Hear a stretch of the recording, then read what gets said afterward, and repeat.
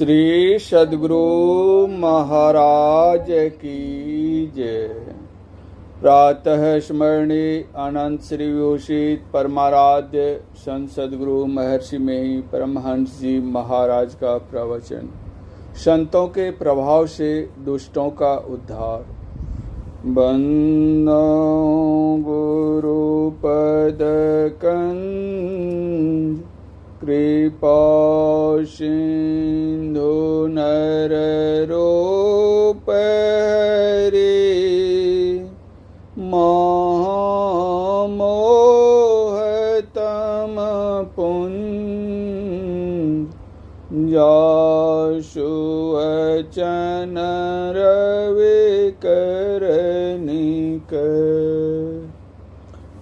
प्यारे लोगों, जानना चाहिए कि 4 नीतियां हैं।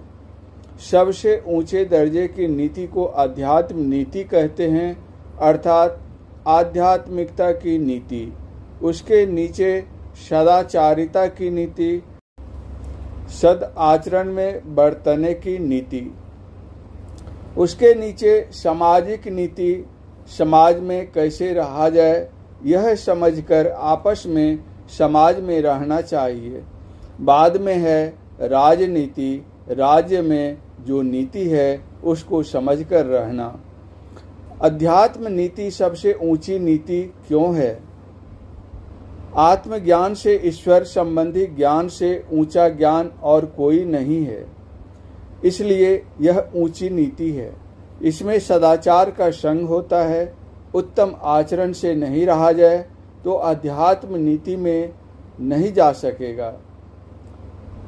अध्यात्म नीति में नहीं जाने से सदाचार पालन में नहीं जा सकेगा। जैसे ऊंची आध्यात्मिकता होती है वैसी ऊंची सदाचार की नीति होगी। अध्यात्म में बढ़ते बढ़ते पूर्ण होता है तो सदाचार भी पूर्ण हो जाता है। ऐसे समाज की नीति बड़ी अच्छी होगी। वह नीति पाप से हमेशा बचाती है। सदाचार की नीति में थोड़ी सी बात है कि मिथ्या मत बोलो, चोरी नहीं करो, व्यभिचार नहीं करो, हिंसा नहीं करो और मादक द्रव्यों का सेवन मत करो। ये 5 महापाप हैं जो लोगों को नीचे गिराते हैं। इन सब का सरदार झूठ है।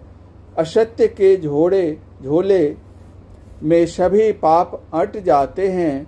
जो असत्य से बचता है, सत्य ग्रहण करता है, उसके सभी पाप छूट जाते हैं। जो सत्य ग्रहण नहीं करता वह कितना बड़ा वक्ता होने पर भी पाप करेगा।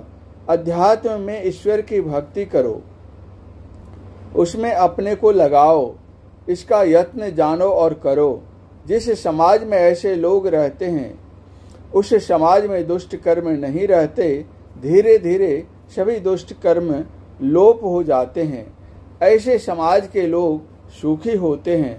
ऐसे समाज के लोगों की जो नीति होगी बड़ी अच्छी नीति होगी और तब जो राजनीति बनेगी वह उत्तम बनेगी। इसलिए श्री राम ने एक सभा की थी अपने राजत्व काल में और उन्होंने उपदेश दिया था। वह बड़ा अच्छा उपदेश है। श्री रामचंद्र जी ने अपनी प्रजा से कहा, यही तन कर फल विषय न भाई, स्वर्ग हो स्वल्प अंत दुखदाई। विषय 5 हैं। इन्हीं 5 विषयों में सभी जीव लगे हैं। क्या देवता, क्या मनुष्य, क्या पशु पक्षी। श्री राम ने कहा, इन 5 विषयों से ऊपर उठो। जो रूप नहीं है, रस नहीं है, गंध नहीं है, स्पर्श नहीं है और शब्द नहीं है। इन 5 विषयों से जो ऊंचा है वही अध्यात्म है। श्री राम ने कहा कि मनुष्य से ही यह काम हो सकता है। श्री राम की सभा में सभी लोग बैठे थे। ऊंची नीची जाति का कोई विचार नहीं। स्वपच के शरीर से इतना ऊंचा काम हो सकता है जितना ब्राह्मण के शरीर से। नीच से नीच वर्ण के लोगों में भी अध्यात्म पुरुष हुए और ऊंचे से ऊंचे वर्ण के लोगों में भी अध्यात्म पुरुष हुए। नीच वर्ण के लोगों ने भी नीच से नीच कर्म किए और ऊंचे से ऊंचे वर्ण के लोगों ने भी नीच से नीच कर्म किए। वाल्मीकि ब्राह्मण के पुत्र थे, लेकिन संग दोष से बटमार लुटेरे हो गए थे। वे लोगों का धन हरण करते थे, लोगों को मार डालते थे।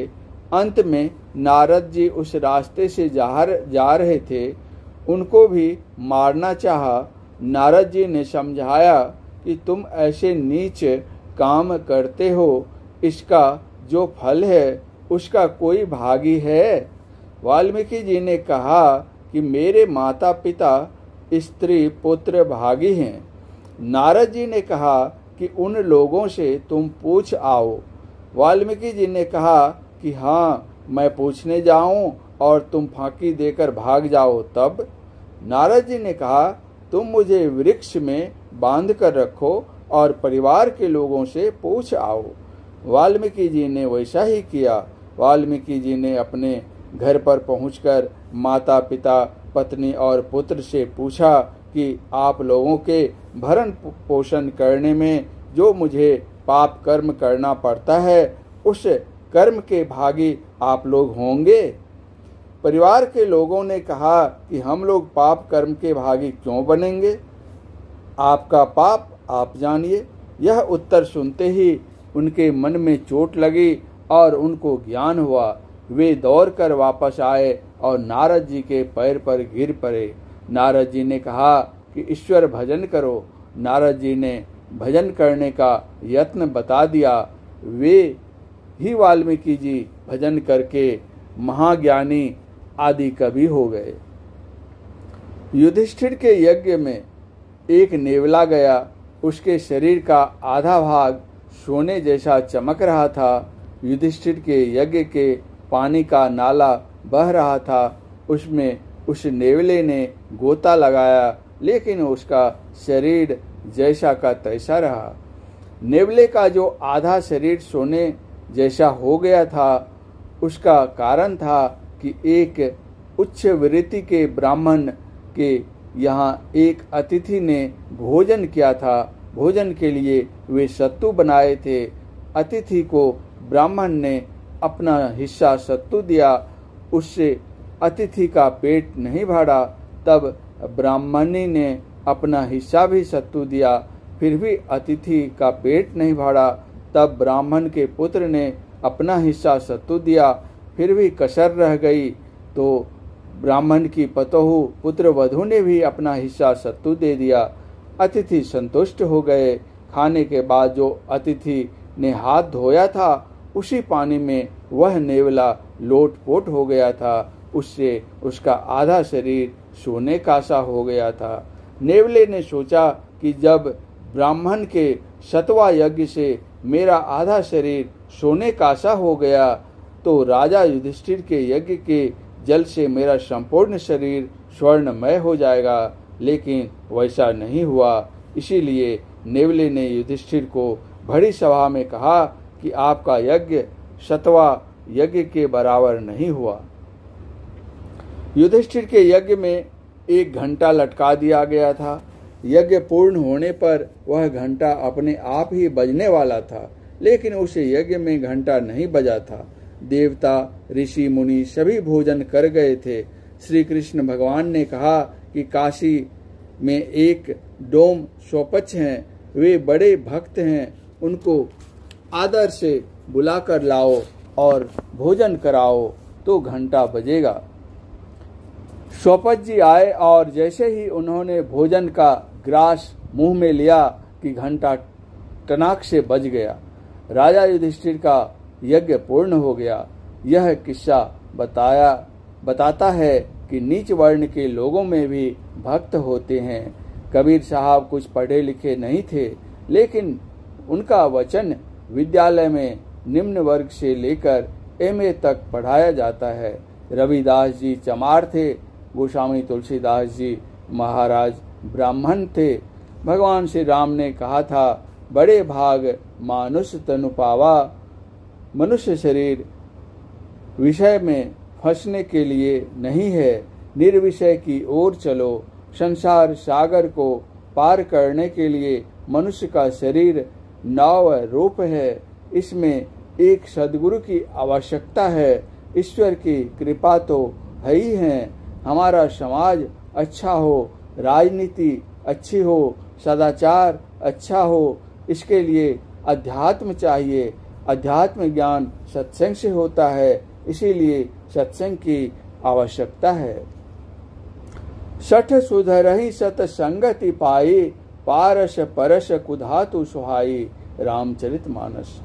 अर्थात सत्संग पाकर दुष्ट आदमी इस तरह सुधर जाते हैं जिस तरह पारस से कुधातु लोहा छूकर सुहावना सोना सा हो जाता है। इस कलिकाल में भगवान बुद्ध हुए 2500 वर्ष से कुछ अधिक ही हुए। उनके समय में एक ब्राह्मण पुत्र था। उसको गुरु ने दक्षिणा में 1000 आदमियों को मारने के लिए कहा था। गुरु के मन में कुछ संदेह हो गया था, इसलिए उसने ऐसी दक्षिणा मांगी थी कि जिससे अनेकों को यह मारेगा तो इसको भी कोई मार देगा। इसीलिए वह ब्राह्मण पुत्र गुरु की आज्ञा से लोगों को मार मार कर अंगुलियों की माला बना लेता था। इसीलिए उसका नाम ही अंगुलीमाल हो गया। उसके चलते लोगों में आतंक फैल गया, हाहाकार मच गया। सैकड़ों लोगों को उसने मारा। भगवान बुद्ध को जब यह सूचना मिली कि अंगुलीमाल नामक हत्यारा बड़ी निर्ममता से लोगों की हत्या कर रहा है, तो वे उसकी ओर चल पड़े। लोगों ने बहुत मना किया कि भगवान उस ओर मत जाएं। अंगुलीमाल बहुत बड़ा हत्यारा है, वह आप पर भी प्रहार कर सकता है। भगवान ने किसी की बात नहीं सुनी, सीधे अंगुलीमाल की ओर चलते रहे। जब अंगुलीमाल ने भगवान बुद्ध को अपनी ओर आते देखा तो जोर से भगवान को कहने लगा, कौन हो, ठहरो। भगवान ने कहा कि मैं तो ठहरा हूँ, तुम ठहरो। भगवान बुद्ध धीरे धीरे चल रहे थे और अंगुलीमाल तेजी से भगवान की ओर दौड़कर पकड़ना चाहता था, फिर भी वह नहीं पकड़ सकता था। वह दौड़ते रथ को पकड़ लेता था, दौड़ते घोड़े को पकड़ लेता था। जब वह थक कर रुक गया तो भगवान ने उसे स्पर्श करते हुए कहा, अरे यह क्या करते हो? लोगों की निर्ममता पूर्वक क्यों हत्या कर रहे हो? भगवान का उस पर इतना प्रभाव पड़ा कि अपना हथियार फेंककर वह भगवान की चरणों पर गिर पड़ा। भगवान ने उसको समझाया तो उसको अपने कर्मों से घृणा हुई और वह सन्यासी बन गया। अच्छे संग से बूढ़े लोग भी अच्छे होते हैं और बुरे संग से अच्छे लोग भी बूढ़े हो जाते हैं। इसीलिए सत्संग अवश्य करो। सत्संग से अच्छे लोगों का संग होता है, अच्छे लोगों का संग दुर्लभ होता है। इसलिए संतों की वाणी सद्ग्रंथों का पाठ करो। इसीलिए हमारे यहाँ ग्रंथों का पाठ होता है। यह तो सभी जानते हैं कि जितनी भी ममता रखो, एक दिन ऐसा होगा कि सब रोते रह जाएंगे और तुम भी रोते हुए चले जाओगे। इसलिए ईश्वर भजन करो, सत्संग करो। परम पूज्य गुरुदेव का यह प्रवचन कटिहार जिला अंतर्गत संतमत सत्संग मंदिर मनिहारी में दिनांक 28/5/1966 ईस्वी के अपराह्नकालीन सत्संग में हुआ था। श्री सद्गुरु महाराज की जय।